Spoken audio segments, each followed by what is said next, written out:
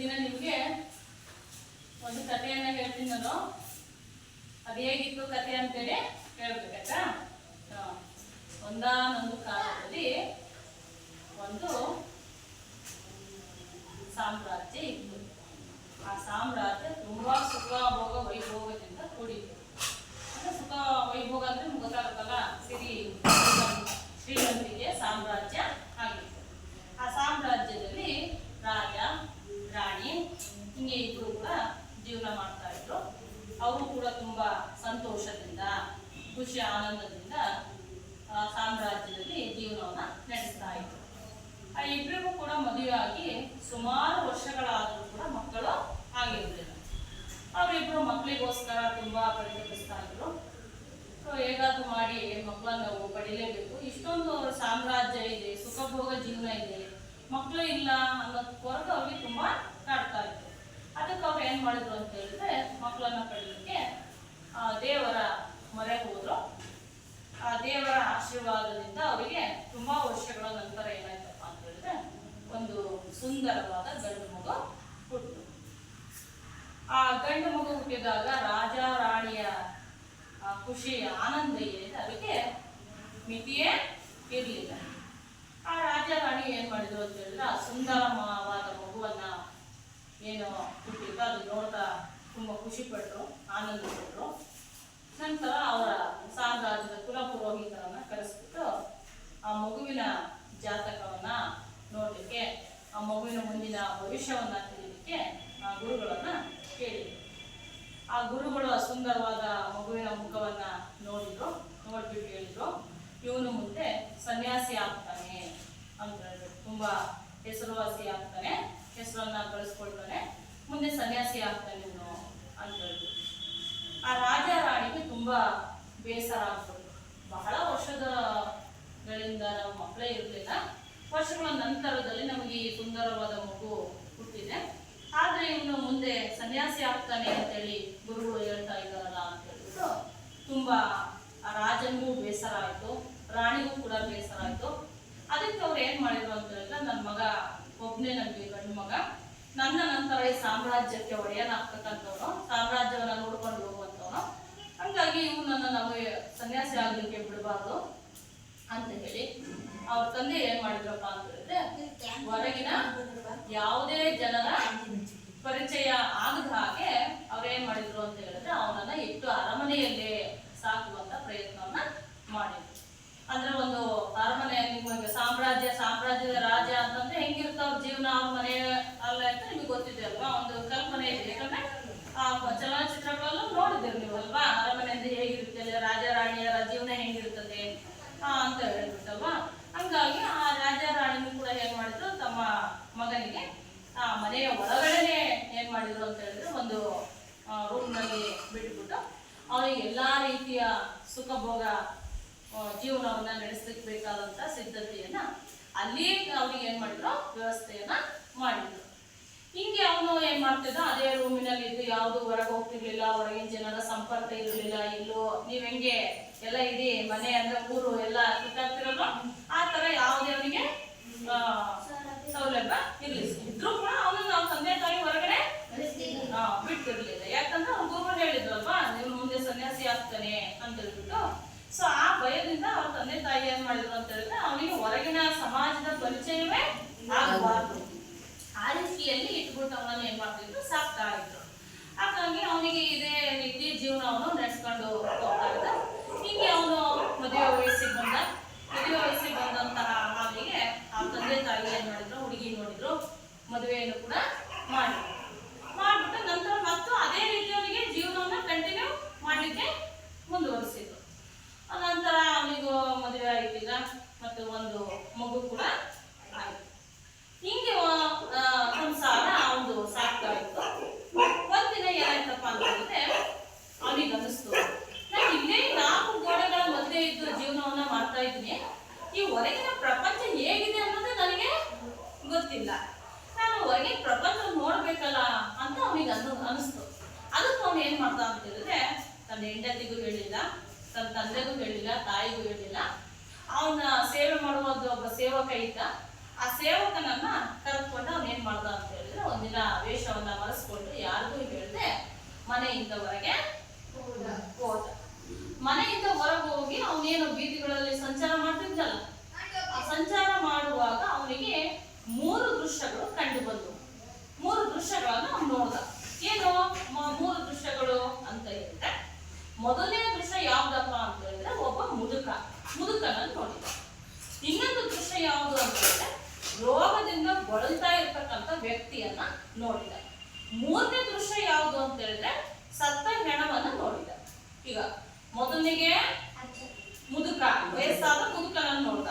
2ನೇದು ರೋಗದಿಂದ ಬಳಲ್ತಾ ಇರ್ತಕ್ಕಂಥ ವ್ಯಕ್ತಿಯನ್ನ ನೋಡ್ದ.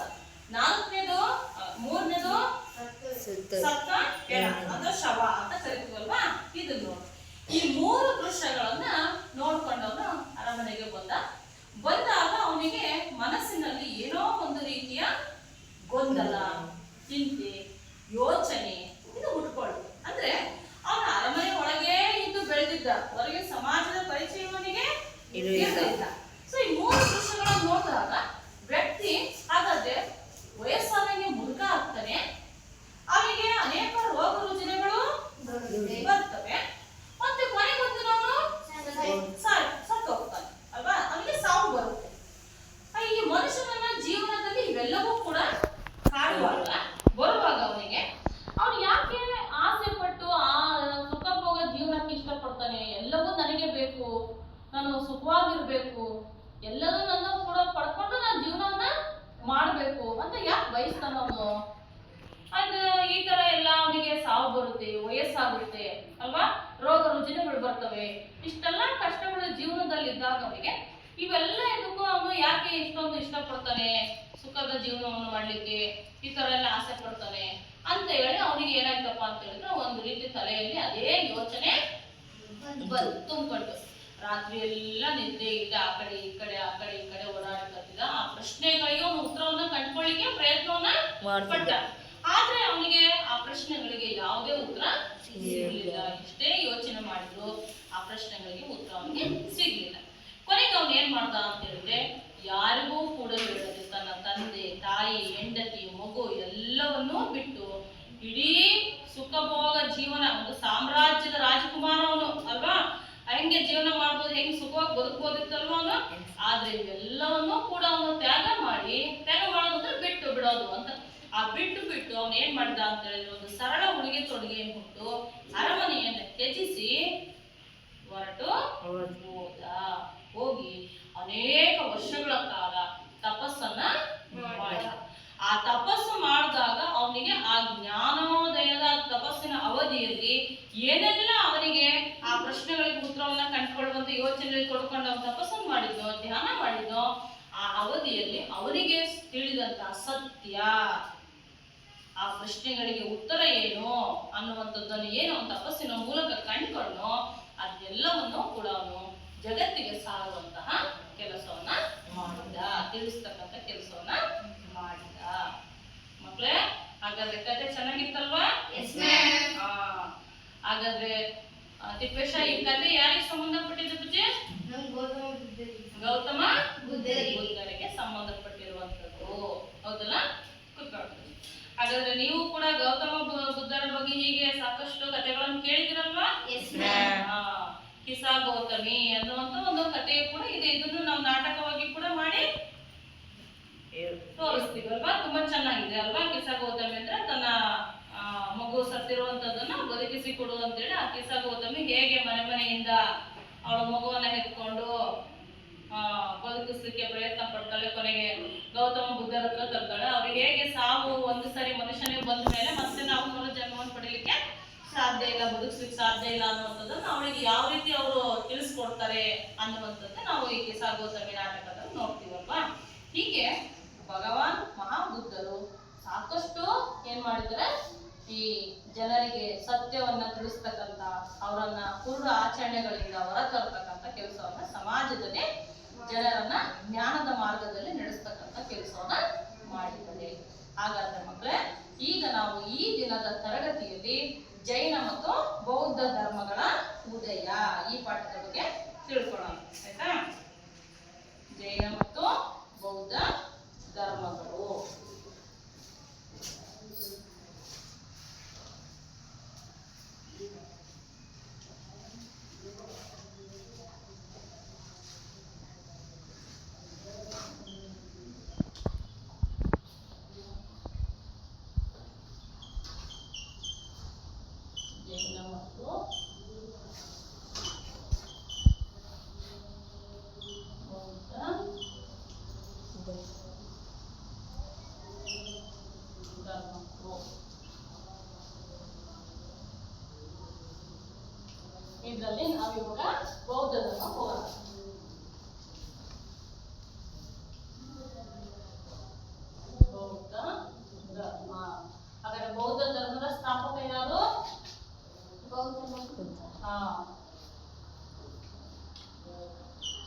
ಪ್ರಾರಂಭಕ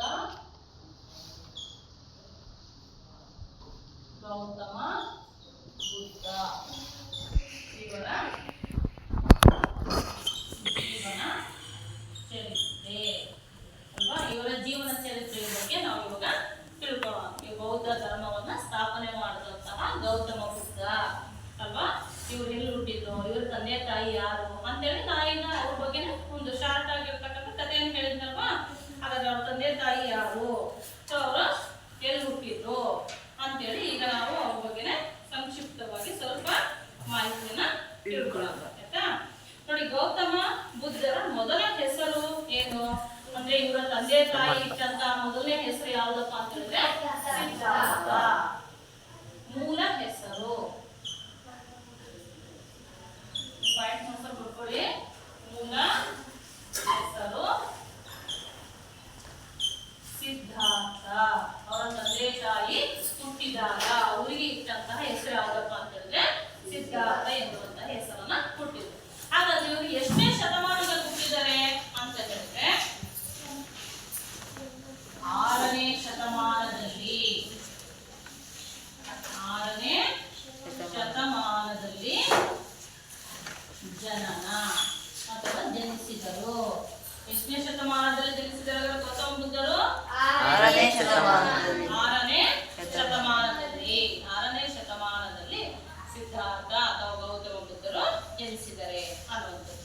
ನೋಡಿ, ಇವರ ತಂದೆ ಹೆಸರು ಶುದ್ಧೋಧನ. ತಂದೆ ಶುದ್ಧೋಧನ. ಇವರು ಶಾಕ್ಯ ಎನ್ನುವ ವಂಶಕ್ಕೆ ಸೇರಿದವರು. ಶಾಕ್ಯ ಎನ್ನುವಂತಹ ವಂಶಕ್ಕೆ ಸೇರಿದಂತಹ ಶುದ್ಧೋಧನ. ತಂದೆ ತಾಯಿ ಕೂಡ ಉಂಟು ಮತ್ತು ಗಣ ರಾಜ್ಯದ ರಾಜನು ಕೂಡ ಇವರ ತಂದೆ ಆಗಿದ್ರು ಅನ್ನುವಂಥದ್ದು. ಮತ್ತೆ ಈಗ ನಿಮ್ಗೆ ಗೊತ್ತಿದೆಯಲ್ಲ, ಈಗ ನನ್ನ ಕಥೆಯನ್ನು ಹೇಳಿದ್ರಲ್ವಾ, ತುಂಬಾ ಶಾಕ್ಯ ವಂಶದ ರಾಜನಾಗಿದ್ದರಿಂದ ತುಂಬಾ ಸುಖ ಭೋಗ ವೈಭೋಗದ ಜೀವನವನ್ನು ಇವರು ನಡೆಸ್ತಾ ಇದ್ರು. ಸೊ ನಾನು ಹೇಳಿದಾಗೆ ಅನೇಕ ವರ್ಷಗಳ ಕಾಲ ಇವರಿಗೆ ಶುದ್ಧೋಧನ ಅವರಿಗೆ ದಂಪತಿಗಳಿಗೆ ಮಕ್ಕಳಿರಲಿಲ್ಲ. ನಂತರ ದೇವರ ಕೃಪೆಯಿಂದ ಅವರಿಗೆ ಒಂದು ಗಂಡು ಮಗು ಜನಿಸ್ತು. ನಂತರ ಆ ಗಂಡು ಮಗುವನ್ನ ಗುರುಗಳು ನೋಡ್ಬಿಟ್ಟು ಏನ್ ಮಾಡಿದ್ರು, ಮುಂದೆ ಇವನು ಸನ್ಯಾಸಿ ಆಗ್ತಾನೆ ಅಂತೇಳಿ ಹೇಳಿದ್ರು. ನಂತರ ಅವ್ರ ತಂದೆ ಏನ್ ಮಾಡಿದ್ರು, ಅವ್ರು ಸನ್ಯಾಸಿ ಆಗ್ಬಾರ್ದು, ಒಬ್ಬನೇ ಮಗ ಅಂತೇಳಿ ಪ್ರೀತಿಯಿಂದ ಸಾಕಿ ಹೊರಗಿನ ಪ್ರಪಂಚದ ಪರಿಚಯವೇ ಆಗದಂತೆ ಅವ್ರನ್ನ ಏನ್ ಮಾಡಿದ್ರು, ಮನೆಯೊಳಗಡೆ ಇಟ್ಬಿಟ್ಟು ಸಾಕಿದ್ರು. ಕೊನೆಗೊಂದಿನ ಸಿದ್ಧಾರ್ಥ ಏನ್ ಮಾಡಿದ್ರು, ಸಮಾಜದ ಬಗ್ಗೆ ಪ್ರಪಂಚದ ಬಗ್ಗೆ ತಿಳ್ಕೊಳ್ಬೇಕು ಅಂತ ಹೇಳ್ಬಿಟ್ಟು ಅವ್ರು ಏನ್ ಮಾಡಿದ್ರು, ಹೊರ ಹೋದಂತ ಸಂದರ್ಭದಲ್ಲಿ ಅವ್ರಿಗೆ 3 ದೃಶ್ಯಗಳು ಕಂಡು ಬಂದವು ಅಂತ ನಮ್ ಕಥೆ ಹೇಳಿದ್ನಲ್ವಾ. ಒಬ್ಬ ಮುದುಕನನ್ನು ನೋಡ್ತಾರೆ, ಒಬ್ಬ ರೋಗಿಯನ್ನ ನೋಡ್ತಾರೆ, ಒಂದು ಈ ರೀತಿಯಾಗಿ ಅವರು 3 ದೃಶ್ಯಗಳನ್ನ ಕಂಡಾಗ ಇವು ಯಾಕೆ ಮನುಷ್ಯನ ಜನ್ಮದಲ್ಲಿ ಇವೆಲ್ಲವೂ ಬರ್ತವೆ ಅನ್ನುವಂಥದ್ದು ಒಂದು ಪ್ರಶ್ನೆ ಅವರಲ್ಲಿ ಕಾಡುತ್ತೆ. ಅದು ಪುತ್ರವನ್ನ ಕಂಡುಕೊಳ್ಳಿಕ್ಕೆ ಕೊನೆಗವರು ಏನ್ ಮಾಡ್ತಾರೆ, ಸನ್ಯಾಸಿಯಾಗಿ ಎಲ್ಲವನ್ನು ಕೂಡ ತ್ಯಜಿಸಿ ಮನೆಯನ್ನು ಬಿಟ್ಟು ಹೊರಟು ಹೋಗ್ತಾರೆ ಅನ್ನೋದು. ಸೊ ಹೀಗೆ ಅವರು ಹೋಗಿ ಏನ್ ಮಾಡ್ತಾರೆ, ಆ ಪ್ರಶ್ನೆಗಳಿಗೆ ಉತ್ತರವನ್ನ ಕಂಡುಕೊಳ್ಳಿಕ್ಕೆ ಅನೇಕ ವರ್ಷಗಳ ಕಾಲ ತಪಸ್ಸನ್ನ ಮಾಡ್ತಾರೆ, ಧ್ಯಾನವನ್ನ ಆಚರಿಸ್ತಾರೆ ಅನ್ನುವಂಥದ್ದು. ಸೊ ಈ ರೀತಿ ಅವ್ರಿಗೆ ಜ್ಞಾನೋದಯ ಆದ ನಂತರದಲ್ಲಿ ಅವ್ರು ಏನು ಅಂದ್ರೆ ತಪಸ್ಸನ್ನು ಉಳ್ಕೊಂಡು ಧ್ಯಾನ ಮಾಡ್ತಕ್ಕಂತ ಏನು ಒಂದು ಸಂದರ್ಭ ಇತ್ತು, ಆ ಒಂದು ಸಮಯದಲ್ಲಿ ನಿರತನಾಗಿ ಜ್ಞಾನೋದಯವನ್ನ ಪಡೆದ ನಂತರ ಸಿದ್ಧಾರ್ಥನನ್ನ ಏನಂತ ಕರೆದ್ರು ಅಂತ ಹೇಳಿದ್ರೆ ಬುದ್ಧ ಎಂದು ಕರೆದರು. ಬುದ್ಧ ಎಂದು ಕರೆದರು. ಅಂದ್ರೆ ಅವರು ಕಂಡಂತಹ 3 ಪ್ರಶ್ನೆಗಳು ಅವರಲ್ಲಿ ಇತ್ತವಲ್ಲ, 3 ಪ್ರಶ್ನೆಗಳು, ಅದಕ್ಕೆ ಅವರು ಉತ್ತರವನ್ನು ಕಂಡುಕೊಳ್ಳಿಕ್ಕೆ, ಸತ್ಯವನ್ನ ಕಂಡುಕೊಳ್ಳಿಕ್ಕೆ ಏನು ಎಲ್ಲವನ್ನ ತ್ಯಜಿಸಿ ಅವರು ಸನ್ಯಾಸಿಯಾಗಿ ಹೊರಟು ಹೋಗಿ ಅನೇಕ ವರ್ಷಗಳ ಕಾಲ ಧ್ಯಾನದಲ್ಲಿ ತೊಡ್ಕೊಂಡ್ರಲ್ಲ, ಆ ಧ್ಯಾನದಲ್ಲಿ ನಿರತರಾದಾಗ ಅವರಿಗೆ ಆ 3 ಪ್ರಶ್ನೆಗಳಿಗೆ ಉತ್ತರ ಸಿಕ್ತು. ಆ ಜ್ಞಾನೋದಯ ಪಡೆದ ನಂತರ 3 ಪ್ರಶ್ನೆಗಳಿಗೆ ಅವರು ಉತ್ತರವನ್ನ ಕಂಡುಕೊಂಡ ನಂತರದಲ್ಲಿನ ಸಿದ್ಧಾರ್ಥರನ್ನ ನಾವು ಏನಂತ ಕರಿತೀವಪ್ಪ ಅಂತಂದ್ರೆ ಬುದ್ಧ ಎಂದು ಕರೆಯುತ್ತೇವೆ. ಆಯ್ತಾ? ನೋಡಿ, ಈ ಜ್ಞಾನೋದಯದ ನಂತರ ಅವರು ಮೊಟ್ಟ ಮೊದಲು ಹಾಗಾದ್ರೆ ಎಲ್ಲಿಂದ ಬೋಧನೆಯನ್ನ ಸ್ಟಾರ್ಟ್ ಮಾಡಿದ್ರು, ಪ್ರಾರಂಭವನ್ನ ಮಾಡಿದ್ರು ಅಂತ ಹೇಳಿದ್ರೆ ವಾರಣಾಸಿ ವಾರಣಾಸಿ ಎಲ್ಲಿ ಬರುತ್ತೆ ಅಂತ ಹೇಳಿದ್ರೆ ಕಾಶಿ ಹತ್ತಿರ ಆಯ್ತಾ. ವಾರಣಾಸಿಯ ಜಿಂಕೆ ವನದಲ್ಲಿ ತನ್ನ ಮೊದಲ ಬೋಧನೆ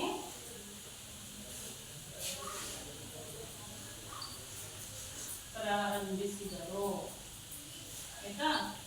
ಸಿದ್ಧಾರ್ಥ ಅಥವಾ ಗೌತಮ ಬುದ್ಧರು ತನಗೆ ಜ್ಞಾನೋದಯವಾದ ನಂತರದಲ್ಲಿ ತನ್ನ ಬೋಧನೆಯನ್ನ ಮೊಟ್ಟ ಮೊದಲು ಎಲ್ಲಿಂದ ಸ್ಟಾರ್ಟ್ ಮಾಡಿದ್ರು, ಪ್ರಾರಂಭ ಮಾಡಿದ್ರು ಅಂತ ಹೇಳಿದ್ರೆ ವಾರಣಾಸಿಯ ಜಿಂಕೆ ವನದಲ್ಲಿ ತನ್ನ ಮೊದಲ ಬೋಧನೆಯನ್ನ ಪ್ರಾರಂಭ ಮಾಡಿದ್ರು ಅನ್ನುವಂಥದ್ದು. ಇದನ್ನೇ ನಾವು ಧರ್ಮಚಕ್ರ ಪ್ರವರ್ತನ ಎಂದು ಕರೆಯುತ್ತೇವೆ.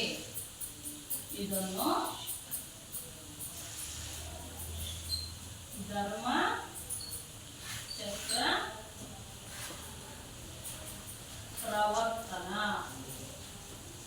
ಎಂದು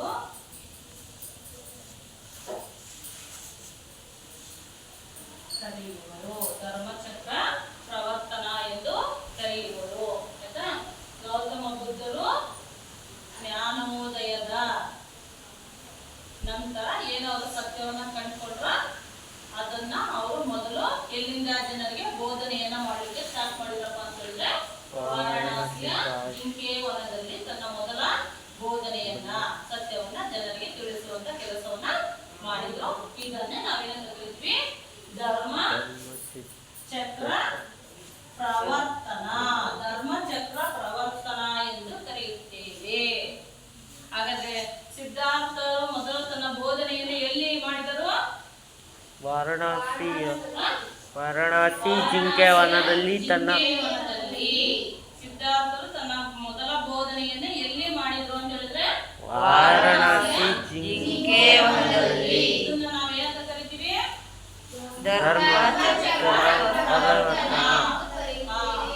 ಸಿದ್ಧಾರ್ಥ ಅಥವಾ ಗೌತಮ ಬುದ್ಧರು ತನ್ನ ಮೊದಲ ಬೋಧನೆಯನ್ನ ವಾರಣಾಸಿಯ ಜಿಂಕೆ ವನದಲ್ಲಿ ಮಾಡಿದರು. ಇದನ್ನು ಧರ್ಮಚಕ್ರ ಪ್ರವರ್ತನ ಎಂದು ಕರೆಯುತ್ತೇವೆ ಆಯ್ತಾ. ಇಲ್ಲಿ ಬುದ್ಧರು ಚತುರ್ ಆರ್ಯ ಸತ್ಯ ಮತ್ತು ಅಷ್ಟಾಂಗ ಮಾರ್ಗಗಳನ್ನ ಬೋಧಿಸಿದ್ರು ಅನ್ನುವಂಥದ್ದು. ಹಾಗಾದ್ರೆ ಆ ಚತುರ್ ಆರ್ಯ ಸತ್ಯಗಳು ಅಥವಾ ಅಷ್ಟಾಂಗ ಮಾರ್ಗಗಳು ಯಾವ್ಯಾವು ಅನ್ನುವಂಥದ್ದನ್ನ ಈಗ ನೀವು ಏನ್ ಮಾಡ್ಬೇಕಂತ ಹೇಳಿದ್ರೆ, ನಿಮಗೀಗ ನಾನು ಅವುಗಳನ್ನ ಕೊಡ್ತೀನಿ. ಸೊ ಒಂದೊಂದು ಗ್ರೂಪಿಗೆ ಅವು ಯಾವ್ಯಾವು ಅಂತ ಹೇಳ್ಬಿಟ್ಟು ಪಟ್ಟಿ ಮಾಡ್ಬಿಟ್ಟು ಒಂದೊಂದು ಗ್ರೂಪಿಂದ ಒಬ್ಬೊಬ್ರು ಇರ್ತಿತ್ತು ಅದನ್ನ ಹೇಳ್ಬೇಕು. ಈಗ ನಿಮ್ ಟೆಕ್ಸ್ಟ್ ಬುಕ್ ಅನ್ನು ಓಪನ್ ಮಾಡಿ ಎಲ್ರು.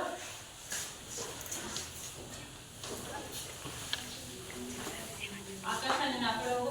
ಅಕ್ಷಯ ಟೆಕ್ಸ್ಟ್ ಬುಕ್ ಎಕ್ಸರ್ಸೈಸ್ ಇತ್ತು ಆಯ್ತಾ. ಭಾಗ್ಯ ನಿಮ್ಮ ಗ್ರೂಪಿಗೆ ಇವಾಗ ಮೊದಲನೇ ಗ್ರೂಪ್ ಅಲ್ವಾ, ಚತುರಾರ್ಯ ಸತ್ಯಗಳು ಅಷ್ಟಾಂಗ ಮಾರ್ಗಗಳು. ಚತುರಾರ್ಯ ಸತ್ಯಗಳು ಅಷ್ಟಾಂಗ ಮಾರ್ಗಗಳು ಪೇಜ್ ನಂಬರ್ 42ರಲ್ಲಿ ಇದೆ ಆಯ್ತಾ. ಪೇಜ್ ನಂಬರ್ 42ರಲ್ಲಿ ಇದೆ. ಈಗ ಅವುಗಳನ್ನ ಪಟ್ಟಿ ಮಾಡಿಬಿಟ್ಟು ಎದ್ದಿಟ್ಕೊಂಡು ಹೇಳ್ಬೇಕು, ಸರಿನಾ? ಬೇಗ. ಚತುರಾರ್ಯ ಸತ್ಯಗಳು ಅಷ್ಟಾಂಗ ಮಾರ್ಗಗಳು. ನೆಕ್ಸ್ಟ್ ಆಕಾಶ ಗ್ರೂಪಿಗೆ ಹೊಸ ಧರ್ಮದ ಅನುಯಾಯಿಗಳು. ಹೊಸ ಧರ್ಮದ ಅನುಯಾಯಿಗಳು ಆಯ್ತಾ. ನೆಕ್ಸ್ಟ್ ತಿಪ್ಪೇಶ್ವರ ಗ್ರೂಪಿಗೆ ಲಾಸ್ಟ್ 43 ಪೇಜ್ ನಂಬರ್ 43 ಲಾಸ್ಟ್ ಇದೆಯಲ್ಲ, ಬುದ್ಧನ ಮರಣದ ನಂತರ ಏನಾಯ್ತು, ಈ ಧರ್ಮದಲ್ಲಿ ಕೊಡಕುಂಟಾಯಿತೆ ಅಥವಾ ಒಟ್ಟಾಗಿ ಹಾಗೆ ಸಾಕೊಂಡು ಧರ್ಮ ಹೋಯ್ತೆ ಪ್ರಪಂಚದಲ್ಲಿ ಅಂತ ಹೇಳಿ ಅದ್ರ ಬಗ್ಗೆ ಮಾಹಿತಿಯನ್ನ ಹೇಳ್ಬೇಕು, ಸರಿನಾ? ಬೇಗ ಬರ್ಬಿಟ್ಟು ಪಾಯಿಂಟ್ಸ್ ಅಂತ ಹೇಳ್ಬೇಕು ಒಬ್ಬೊಬ್ಬರಾಗಿ.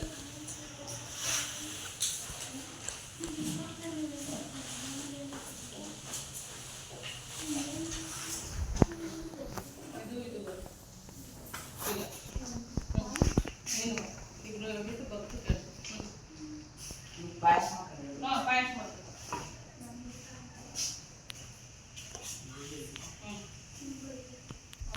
ಬುದ್ಧನ ಬೋಧನೆ ಸಂಪ್ರದಾಯವನ್ನು ತ್ರಿಪಿಟಕಗಳಲ್ಲಿ ಕ್ರೋಢೀಕರಿಸಿದರು. ಈ ತ್ರಿಪಿಟಕಗಳೇ ವಿನಯ, ಸೂಕ್ತ ಹಾಗೂ ಅಭಿಧಮ. ಆಯ್ತಾ?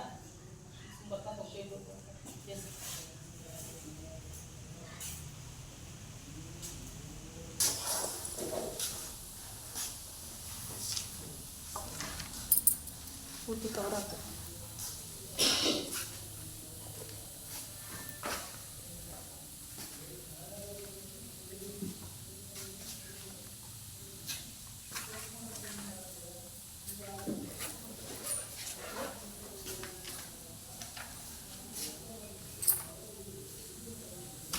ಆಯ್ತು ಮಂಜು.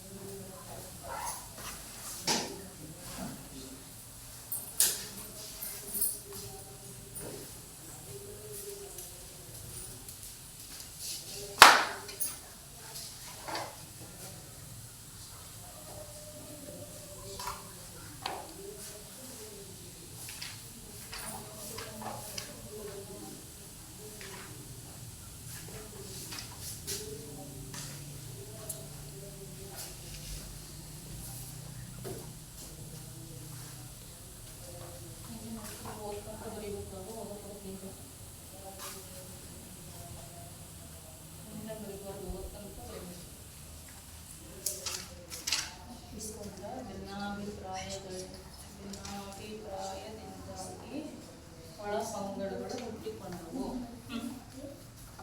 ಏನಪ್ಪ ಇದು ಚತುರಾರ್ಯ ಸತ್ಯ ಅಷ್ಟಾಂಗ ಮಾರ್ಗ.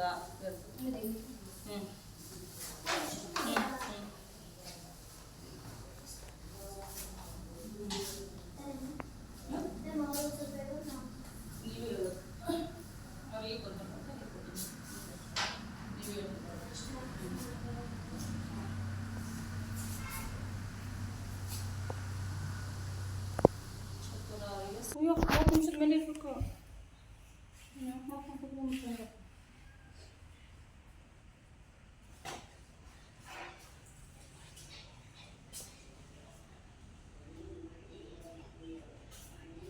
ಬೇಗ ಆಯ್ತು ಅಕ್ಷಯ, ಬೇಗ ಜಲ್ದಿ.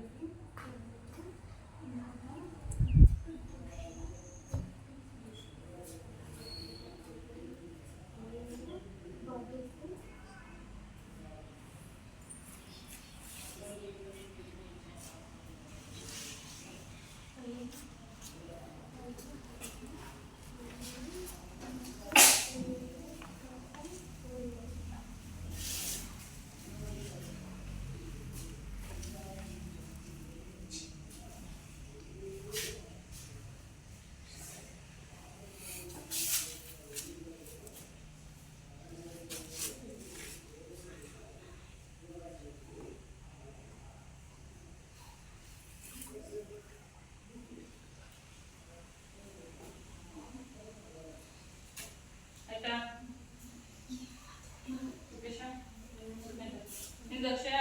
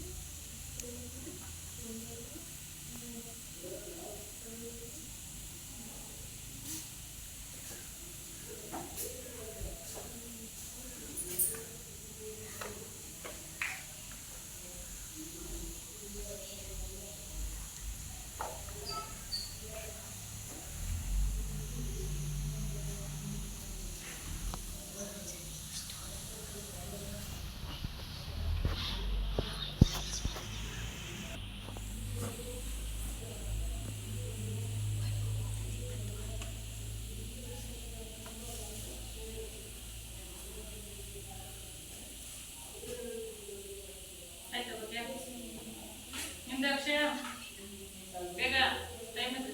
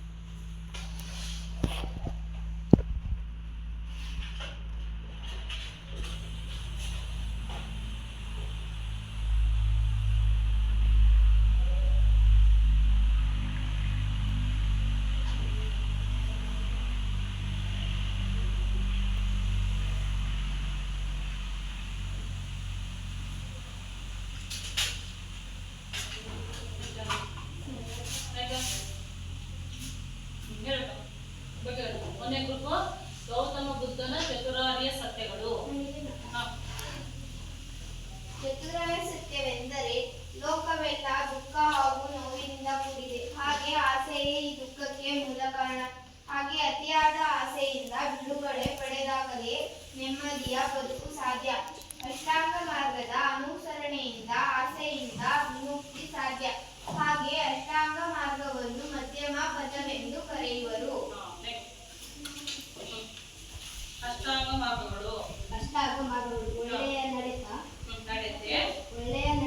ಒಳ್ಳೆಯ ಮಾತು, ಒಳ್ಳೆಯ ನೋಟ, ಒಳ್ಳೆಯ ಬದುಕು, ಒಳ್ಳೆಯ ಪ್ರಸಂಗ, ಒಳ್ಳೆಯ ನೆನಪು, ಒಳ್ಳೆಯ ನಿರ್ಧಾರ, ಒಳ್ಳೆಯ ಚಿಂತನೆ.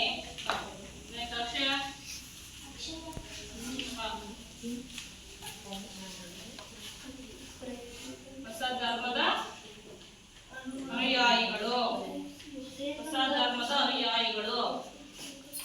ಶ್ರೀಮಂತ ವರ್ತಕರು, ಹಾ ಯಶಾದ ಕರ್ಮಿಗಳು, ಜನಸಾಮಾನ್ಯರು ಈ ಪ್ರತಿಪಾದನೆಯಿಂದ ಪ್ರೇರಿತರಾದರು. ಜನಸಾಮಾನ್ಯರ ಭಾಷೆಯಾದ ಸಂಸ್ಕೃತದ ಮೂಲಕ ಬುದ್ಧನು ತನ್ನ ಬೋಧನೆಗಳನ್ನು ಮಾಡಿದನು. ಬೌದ್ಧ ಧರ್ಮದ ಹೊಸ ಪಾತ್ರವನ್ನು ಆಯ್ದುಕೊಂಡು ಪ್ರವರ್ತನೆಯ ಹಾದಿಯನ್ನು ಹಿಡಿಯಿತು. ಬುದ್ಧ ಹಾಗೂ ಅವನ ಅನುಯಾಯಿಗಳು ಗೋಸಲ ಮಗ್ಗದ ಹಾಗೂ ಗಂಗಾ ನದಿಯ ಪ್ರಯಾಣ ಪ್ರದೇಶದ ಉಳಿದ ಹಲವು ನಗರಗಳಿಗೆ ಭೇಟಿ ಕೊಟ್ಟು ತಮ್ಮ ವಿಚಾರಗಳನ್ನು ಬೋಧಿಸಿದರು. 80ನೇ ವಯಸ್ಸಿನಲ್ಲಿ ಬುದ್ಧನ ಅವಿರತವಾದ ಸಾರ್ಥಕ ಬದುಕು ಕುಶಿನಗರದಲ್ಲಿ ಅಂತ್ಯಗೊಂಡಿತು. ಇದನ್ನು ಮಹಾಪರಿನಿರ್ವಾಣವೆಂದು ಕರೆಯಲಾಗಿದೆ. ಬುದ್ಧನು ವಿಹರಿಸಿದ ಪ್ರದೇಶಗಳಲ್ಲಿ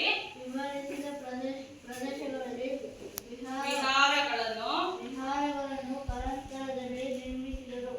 ಅವನ ಅಸ್ಥಿಪಂಜರ ಕಳವಳವನ್ನು ಹಾಗೂ ಮೂಲಗಳನ್ನು ಜನ ಅವನ ನೆನಪಿನಲ್ಲಿ ಸಂರಕ್ಷಿಸಿದರು. ಅವುಗಳ ಮೂಲಕ ಚೈತ್ಯಾಲಯ ಹಾಗೂ ಸ್ತೂಪಗಳಲ್ಲಿ ಅವನ ಸಾಧನೆಯನ್ನು ಸ್ಮರಿಸುತ್ತಾ ಪೂಜಿಸಿದರು. ಹೀಗೆ ಪ್ರಾರಂಭವಾದದ್ದೇ ಮೊಟ್ಟ ಮೊದಲ ದೇವಾಲಯಗಳು, ವಿಗ್ರಹಗಳು ಹಾಗೂ ಮೂರ್ತಿ ಪೂಜೆ.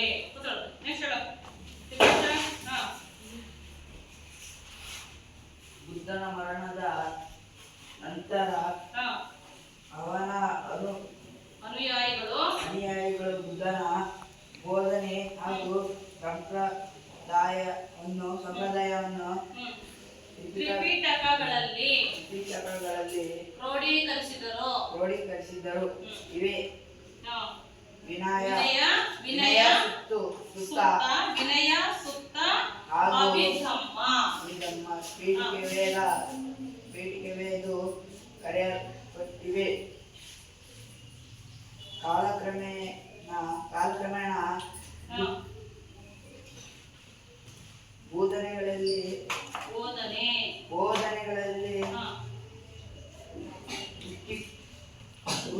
ಉತ್ಪನ್ನಗೊಂಡ ಭಿನ್ನಾಭಿಪ್ರಾಯದಿಂದಾಗಿ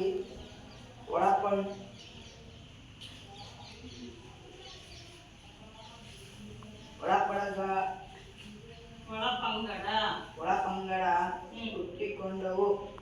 ಬುದ್ಧನ ಮೂರ್ತಿ ಆರಾಧನೆ ಮಾಡುವವರು ವಿನಯ ಪಥ ಬುದ್ಧನ ಬೋಧನೆಗಳನ್ನು ಆರಾಧಿಸುವವರು ಮಹಾಯಾನ ಪಂಥ ಮತ್ತು ಬುದ್ಧ ಆರಾಧನೆಯ ಜೊತೆಗೆ ತಂತ್ರಮಂತ್ರಗಳನ್ನು ಅಳವಡಿಸಿಕೊಂಡವರು ವಜ್ರಯಾನ ಪಂಥ ಎಂದು ಬೌದ್ಧ ಧರ್ಮ ವಿಭಜಿತಗೊಂಡಿತು. ಇಂದು ಬುದ್ಧನನ್ನು ಅರಸುವ ಅನೇಕ ಆವಿಗಳನ್ನು ಹುಡುಕಿಕೊಂಡಿರುವ ಸಂಘಟನೆಗಳನ್ನು ಜಗತ್ತಿನ ನಾವು ಕಾಣುತ್ತೇವೆ. ಈಗ ನಿಮ್ಗೆ ಗೊತ್ತಾಯ್ತಲ್ವಾ ಬುದ್ಧರು ಬೋಧಿಸಿದಂತಹ ಚತುರಾರ್ಯ ಸತ್ಯಗಳು ಯಾವ್ಯಾವು ಅನ್ನೋದು. ಅಂದ್ರೆ ಈ ಲೋಕವೆಲ್ಲ ದುಃಖದಿಂದ ಕೂಡಿ ಕೂಡಿದೆ, ನೋವಿನಿಂದ ಕೂಡಿದೆ ಅಂತ ಅವನಿಗೆ ಗೊತ್ತಾಯ್ತು. ಯಾಕಂದ್ರೆ ಅವನು ಮನೆ ಬಿಟ್ಟು ಹೊರಗೆ ಹೋದ್ನಲ್ವಾ, ಸಮಾಜವನ್ನು ನೋಡ್ಬೇಕು ಹೇಗಿದೆ ಅಂತ ಅವಾಗ ಅವನಿಗೆ ಮೂರು ದೃಶ್ಯಗಳು ಕಂಡು ಬಂದ್ವಲ್ಲ. ಸೊ ಅದಕ್ಕೆ ಅವನಿಗೆ ಗೊತ್ತಾಯ್ತು ಮನುಷ್ಯನ ಜೀವನ ದುಃಖದಿಂದ ನೋವಿನಿಂದ ಕೂಡಿದೆ ಅಂತೇಳಿ. ಹಾಗಾದ್ರೆ ಈ ದುಃಖಕ್ಕೆ ಮೂಲ ಕಾರಣ ಏನು ಅಂತ ಅವನು ಏನಂತ ಧ್ಯಾನದಲ್ಲಿ ತೊಳ್ಕೊಂಡಲ್ಲ. ಸರ್ವಸಂಗ ಪರಿತ್ಯಾಗಿ ಆಗಿ ಧ್ಯಾನದಲ್ಲಿ ಹೋಗಿ ನಿರತನಾದ, ಸತ್ಯನ ಕಂಡುಕೊಳ್ಳಿಕ್ಕೆ ಅಂತ ನಾನು ಹೇಳಿದ್ದಲ್ವಾ. ಆವಾಗ ಅವನಿಗೆ ಏನಾಯ್ತು, ಈ ನೋವು ಯಾಕೆ ಮನುಷ್ಯನ ಜೀವನದಲ್ಲಿ ಬರುತ್ತೆ, ದುಃಖ ಯಾಕಾಗುತ್ತೆ ಅವನಿಗೆ, ಇದು ಕಾರಣ ಏನಪ್ಪಾ ಅಂತ ಹೇಳಿದ್ರೆ ಅವನು ಪಡುವಂತ ಆಸೆ. ಎಲ್ಲದಕ್ಕೂ ಮೂಲ ಕಾರಣನೇ ಆಸೆ. ಎಲ್ಲ ಸುಖಭೋಗ ಜೀವನ ಮಾಡ್ಬೇಕು ಅಂತೇಳಿ ಅವನು ಎಲ್ಲದನ್ನು ಪಡ್ಕೊಬೇಕು ನಾವು ಅಂತ ಆಸೆ ಪಡ್ತಾನೋ ಅದೇ ಅವನ ಜೀವನ ನೋವಿನಿಂದ ಕೂಡ್ಲಿಕ್ಕೆ ಕಾರಣ ಅಂತೇಳಿ ಅವ್ನು ಹೇಳ್ದ. ಆಮೇಲೆ ನಾವು ಈ ದುಃಖ ನೋವಿನಿಂದ ಹೊರಗೆ ಬರ್ಬೇಕು ಅಂದ್ರೆ ನಾವೇನ್ ಮಾಡ್ಬೇಕು, ಆಸೆಯನ್ನ ಬಿಡಬೇಕು. ಆಸೆಯನ್ನ ಬಿಟ್ರೆ ಮಾತ್ರ ನಾವು ನೋವಿನಿಂದ ದುಃಖದಿಂದ ವಿಮುಕ್ತಿ ಹೊಂದಿ ಜೀವನವನ್ನ ನಡೆಸಲಿಕ್ಕೆ ಸಾಧ್ಯ ಅಂತ ಹೇಳಿ ಅವನು ಜನರಿಗೆ ಬೋಧನೆಯನ್ನ ಮಾಡ್ದ. ನೆಕ್ಸ್ಟ್ ಈ ಅಷ್ಟಾಂಗ ಮಾರ್ಗದ ಮುಖಾಂತರವಾಗಿ ಅವನು ಏನು ಮಾಡ್ದ, ಮುಕ್ತಿಯನ್ನ ಪಡಿಬಹುದು ಅಂತೇಳಿ ಹೇಳ್ದ. ಅಷ್ಟಾಂಗ ಮಾರ್ಗಗಳು ಯಾವ್ಯಾವ ಅಂತೇಳಿ ಮಾನವನಲ್ಲಿ ಒಳ್ಳೆಯ ನಡತೆ ಇರಬೇಕು, ಒಳ್ಳೆಯ ನೆನಪಿರ್ಬೇಕು, ಒಳ್ಳೆಯ ನೋಟ ಇರಬೇಕು, ಆಮೇಲೆ ಒಳ್ಳೆಯ ಬದುಕಿರ್ಬೇಕು, ಒಳ್ಳೆಯ ನಿರ್ಧಾರ ಇರಬೇಕು, ಒಳ್ಳೆಯ ಚಿಂತನೆ ಇರಬೇಕು, ಒಳ್ಳೆಯ ಪ್ರಯತ್ನ ಇರಬೇಕು, ಒಳ್ಳೆಯ ಮಾತು ಇರಬೇಕು ಅಲ್ವಾ. ಈ ರೀತಿ ನಾವು ಈ ಅಷ್ಟಾಂಗ ಮಾರ್ಗಗಳನ್ನು ಅನುಸರಿಸಿದ್ರೆ ಜೀವನದಲ್ಲಿ ಮುಕ್ತಿಯನ್ನ ಪಡಿಬಹುದು, ನಾವು ಸುಖವಾದ ಜೀವನವನ್ನು ಮಾಡಬಹುದು ಅಂತ ಹೇಳ್ಬಿಟ್ಟು ಅವನು ಹೇಳ್ದ ಅನ್ನುವಂಥದ್ದು. ನೆಕ್ಸ್ಟ್ ಹೊಸ ಧರ್ಮದ ಅನುಯಾಯಿಗಳು ಅಂದ್ರೆ ಈ ಗೌತಮ ಬುದ್ಧನ ಸ್ಥಾಪಿಸಿದಂತ ಈ ಏನು ಬೌದ್ಧ ಧರ್ಮ ಇದೆಯಲ್ಲ, ಈ ಧರ್ಮದ ಅನುಯಾಯಿಗಳು ಯಾರೆಲ್ಲ ಆದ್ರು ಅಂತ ಹೇಳಿದ್ರೆ ಅನೇಕ ಶ್ರೀಮಂತ ವರ್ತಕರು ಅಂದ್ರೆ ವ್ಯಾಪಾರಿಗಳು ಅಲ್ವಾ, ಇವರು ಈ ಧರ್ಮವನ್ನ ಸೇರ್ಕೊಂಡ್ರು, ಗೌತಮ ಬುದ್ಧನ ಬೋಧನೆಗಳನ್ನ ಕೇಳ್ಬಿಟ್ಟು ಅನ್ನುವಂಥದ್ದು. ಆಮೇಲೆ ಅನೇಕ ವೃತ್ತಿಗಳನ್ನು ಹೊಂದಿದಂತ ಕುಶಲಕರ್ಮಿಗಳು, ಆಮೇಲೆ ಜನಸಾಮಾನ್ಯರು, ಇವರೆಲ್ಲರೂ ಕೂಡ ಏನ್ ಮಾಡಿದ್ರು, ಗೌತಮ ಬುದ್ಧನ ಸರಳವಾದ ಬೋಧನೆಗಳನ್ನ ಕೇಳ್ಬಿಟ್ಟು ಅವರೆಲ್ಲರೂ ಕೂಡ ಆ ಧರ್ಮವನ್ನ ಸೇರ್ಕೊಂಡ್ರು ಅನ್ನುವಂಥದ್ದು. ಸೊ ಹಿಂಗೆ ಕಾಲ್ನಡಿಗೆಯಲ್ಲಿ ಸುಮಾರು ವರ್ಷಗಳ ಕಾಲ ಇಡೀ ಅನೇಕ ಪ್ರದೇಶಗಳನ್ನ ಸುತ್ತಿ ಗೌತಮ ಬುದ್ಧನ ಏನ್ ಮಾಡ್ದ, ತನ್ನ ಬೋಧನೆಗಳನ್ನ ಜನರಿಗೆ ಬೋಧನೆಯನ್ನ ಮಾಡಿದ, ಬೋಧಿಸಿದ. ಹೀಗೆ ಆತ ತನ್ನ 80ನೇ ಇಡೀ ವಯಸ್ಸಿನಲ್ಲಿ ಎಲ್ಲಿ ಅವನು ನಿರ್ವಾಣವನ್ನ ಹೊಂದಿದ್ದ ಅಂತ ಹೇಳಿದ್ರೆ ನೋಡಿ, ಕುಶಿನಗರ. ಆ ಕುಶಿನಗರದಲ್ಲಿ ಇವನ ಜೀವನ ಏನಾಯ್ತಪ್ಪ ಅಂತ ಹೇಳಿದ್ರೆ ಅಂತ್ಯ ಆಯ್ತು. ಅಂದ್ರೆ ಆ ಕುಶಿನಗರದಲ್ಲಿ ಇವನ 80ನೇ ಇಡೀ ವಯಸ್ಸಿನಲ್ಲಿ ಮರಣವನ್ನ ಹೊಂದಿದ. ಇದನ್ನೇ ನಾವೇನಂತ ಕರಿತೀವಿ, ಮಹಾಪರಿನಿರ್ವಾಣ ಅಂತೇಳಿ ಕರಿತೀವಿ ಅನ್ನುವಂಥದ್ದು. ನೆಕ್ಸ್ಟ್ ಹಾಗಾದ್ರೆ ಈ ಗೌತಮ ಬುದ್ಧನ ಮರಣದ ನಂತರವಾಗಿ ಈ ಬೌದ್ಧ ಧರ್ಮ ಹಾಗಾದ್ರೆ ಮತ್ತೆ ಹೆಚ್ಚು ಪ್ರಗತಿಯನ್ನ ಹೊಂದುತ್ತಾ ಅಂತೇಳಿ ನಾವು ನೋಡ್ತಾ ಹೋದ್ರೆ ನೋಡಿ, ಬುದ್ಧನ ಮರಣದ ನಂತರವಾಗಿ ಅವನ ಬೋಧನೆಗಳನ್ನು ಒಪ್ಪಿಕೊಂಡು ಏನು ಅನೇಕ ಜನರು ಅವನ ಶಿಷ್ಯಂದಿರು ಅನುಯಾಯಿಗಳು ಅಂತ ಕರಿತೀವಲ್ಲ, ಅವರೆಲ್ಲ ಏನ್ ಮಾಡಿದ್ರು ಅಂತ ಹೇಳಿದ್ರೆ ಈ ಬುದ್ಧನ ಬೋಧನೆಗಳನ್ನ ತ್ರಿಪಿಟಕಗಳಲ್ಲಿ ಕ್ರೋಢೀಕರಿಸೋದು ಅಂದ್ರೆ ಸಂಗ್ರಹ ಮಾಡಿ ಇಡೋದು. ಆ ತ್ರಿಪಿಟಕಗಳನ್ನೇ ನಾವು ಇಲ್ಲಿ 3 ವಿಧಗಳಲ್ಲಿ ನೋಡ್ತೀವಿ. ಅವ್ಯಾವ ಅಂತ ಹೇಳಿದ್ರೆ ವಿನಯ ತ್ರಿಪಿಟಕ, ಸುತ್ತ ತ್ರಿಪಿಟಕ, ಅಭಿಧಮ್ಮ ತ್ರಿಪಿಟಕ ಅಂತೇಳಿ 3 ವಿಧಗಳಿದ್ದಾವೆ ತ್ರಿಪಿಟಕಗಳಲ್ಲಿ. ಇದರಲ್ಲಿ ಬುದ್ಧನ ಬೋಧನೆಗಳನ್ನ ಅವರ ಶಿಷ್ಯರು ಅಥವಾ ಅನುಯಾಯಿಗಳು ಸಂಗ್ರಹವನ್ನ ಮಾಡಿದ್ರು ಅನ್ನೋದು. ನಂತರ ಕಾಲಕ್ರಮೇಣ ಏನಾಯ್ತಪ್ಪ ಅಂತ ಹೇಳಿದ್ರೆ ಆ ಬೋಧನೆಗಳಲ್ಲಿ ತೊಡಗಿಕೊಂಡಂತಹ ಭಿನ್ನಾಭಿಪ್ರಾಯಗಳಿಂದಾಗಿ ಆ ಬೌದ್ಧರಲ್ಲಿ ಏನಾದ್ರು ಒಳ ಪಂಗಡಗಳು ಹುಟ್ಕೊಂಡ್ವು ಅನ್ನುವಂಥದ್ದು. ಅದರಲ್ಲಿ ಸುಮಾರು ಪಂಗಡಗಳಿದ್ದಾವೆ. ಪ್ರಮುಖವಾಗಿ ನಾವು ಇಲ್ಲಿ 3 ಪಂಗಡಗಳನ್ನ ನೋಡ್ತೀವಿ. ಮಹಾಯಾನ ಪಂಥ, ಹೀನಯಾನ ಪಂಥ, ವಜ್ರಯಾನ ಪಂಥ ಅಂತೇಳಿ 3 ಪಂಥಗಳು ಇದಾವೆ. ಈಗ ನಾವು ಹೀನಯಾನ ಪಂಥ ಅಂದ್ರೆ ಯಾವುದು ಅಂತ ಹೇಳಿದ್ರೆ ಯಾರು ಬುದ್ಧನ ಪ್ರತಿಮೆಯನ್ನ ಆರಾಧನೆ ಮಾಡ್ತಾರೋ ಅವರನ್ನೇ ಹೀನಯಾನ ಪಂಥದವರು ಅಂತೇಳಿ ಕರೀತಾರೆ. ನೆಕ್ಸ್ಟ್ ಯಾರು ಬುದ್ಧನ ಬೋಧನೆಗಳನ್ನ ಆರಾಧಿಸ್ತಾರೋ, ಬುದ್ಧ ಹೇಳಿರುವಂತ ಬದುಕಿದ್ದಾಗ ಅವನೇನ್ ಜನರಿಗೆ ಬೋಧನೆಗಳನ್ನ ಮಾಡಿದಾರಲ್ಲ, ಆ ಬೋಧನೆಗಳನ್ನ ಯಾರು ಆರಾಧಿಸ್ತಾರೋ ಅವರನ್ನ ಮಹಾಯಾನ ಪಂಥದವರು ಅಂತೇಳಿ ಕರೆಯಲಾಗಿದೆ ಅನ್ನುವಂಥದ್ದು. ಮತ್ತೆ ವಜ್ರಯಾನ ಪಂಥ ಅಂತ ಹೇಳಿದ್ರೆ ಈ ಬುದ್ಧನ ಬೋಧನೆಗಳ ಜೊತೆಗೆ ತಂತ್ರ ಮತ್ತು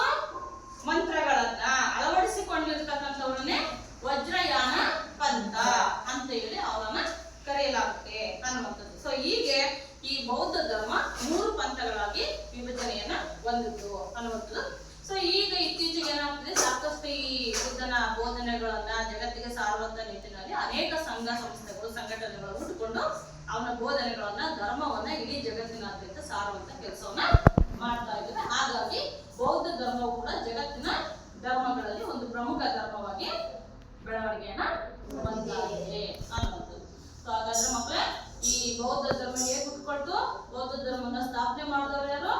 ನಮಗೆ ಗೌತಮ ಬುದ್ಧನ ಜೀವನ ಚರಿತ್ರೆ, ಅವನ ಬೋಧಿಸಿದಂತಹ ಚತುರಾರ್ಯ ಸತ್ಯಗಳು, ಅಷ್ಟಾಂಗ ಮಾರ್ಗಗಳು, ತ್ರಿಪಿಟಕಗಳಲ್ಲಿ ಏನಿದೆ, ಮತ್ತೆ ಈ ಬೌದ್ಧ ಧರ್ಮದ 3 ಪಂಥಗಳು ಯಾವುವು ಅನ್ನೋದನ್ನು ನಾವು ಇಷ್ಟೊತ್ತು ತಿಳ್ಕೊಂಡಿದೀವಲ್ಲ.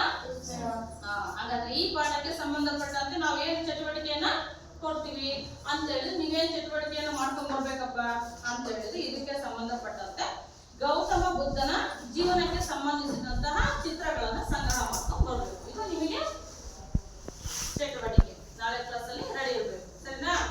ಗೌತಮ ಬುದ್ಧನ ಜೀವನಕ್ಕೆ ಸಂಬಂಧಿಸಿದಂತ ಚಿತ್ರಗಳು ಯಾವೆಲ್ಲ, ಅವನ ಜೀವನಕ್ಕೆ ಸಂಬಂಧಪಟ್ಟಂತ ಚಿತ್ರಗಳು ನಿಮ್ಗೆ ಸಿಗ್ತವೋ ಅವುಗಳನ್ನ ಏನ್ ಮಾಡ್ಬೇಕು? ಸಂಗ್ರಹ ಮಾಡ್ಕೊಂಡು ತಗೊಂಡು ಬರ್ಬೇಕು. ಓಕೆನಾ? ಹಾಗಾದ್ರೆ ಈ ಪಾಠ ನಿಮ್ಗೆ ಗೌತಮ ಬುದ್ಧರ ಬಗ್ಗೆ ಅರ್ಥ ಆಗಿದೆ ಅಂತ ಅನ್ಕೊಂಡಿದ್ದೀನಿ. ನಾಳೆ ಇದ್ರ ಬಗ್ಗೆ ಟೆಸ್ಟ್ ಕೊಡ್ತೀನಿ.